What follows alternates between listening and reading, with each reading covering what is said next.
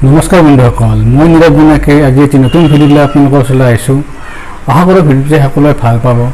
যিসকলে পোনপ্ৰথমবাৰে মোৰ চেনেলটি চাইছে তেওঁলোকে মোৰ চেনেলটি ছাবস্ক্ৰাইব কৰি বেল আইকনটি দবাই দিব। আহক ভিডিঅ'টোলৈ আগবাঢ়ো।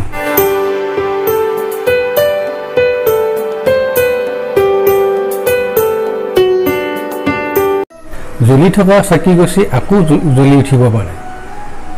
ধুমুহাৰ মাজৰ পৰা নাওখনিও নিৰ্ভয়ে ওলাই আহিব পাৰে।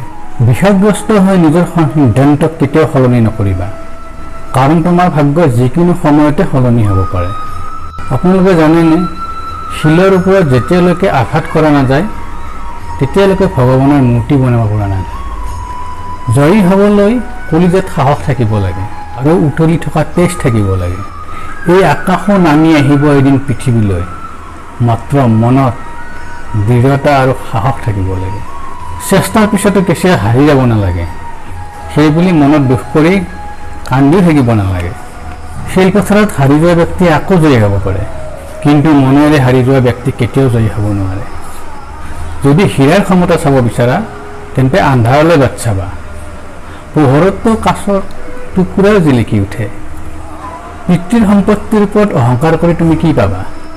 মজাটো তেতিয়া লাগিব, ধন তোমাৰ হ'ব আৰু গৌৰৱ পিতৃয়ে কৰিব। বৰ্তমান যিসকলে তোমাক সময় দিবলৈ মানা কৰে, তুমি এনেকুৱা এদিন হ'বলৈ চেষ্টা কৰা যে তোমাৰ পৰা সময় ল'বলৈ তেওঁলোকে অপেক্ষা কৰিব লাগে।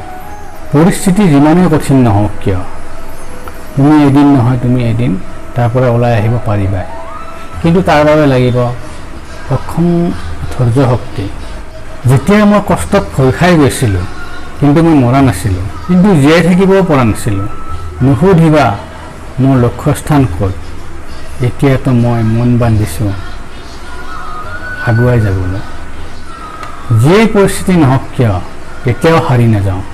এয়া মই বেলেগক নহয়, নিজকে প্ৰতিশ্ৰুতি দিছোঁ। সংঘৰ্ষৰ পথত যিয়ে চলি যাব পাৰে সিয়ে পৃথিৱী জয় কৰিব পাৰে। যিজনে আন্ধাৰৰ লগত যুদ্ধ কৰি জয়ী হ'ব পাৰিছে, সূৰ্যও তেওঁক সমানে পোহৰ বিলাই দিছে। ভৰসা যদি আছে ভগৱানৰ ওপৰত, যি আপোনাৰ ভাগ্যত লিখা আছে আপুনি সেয়াই পাব।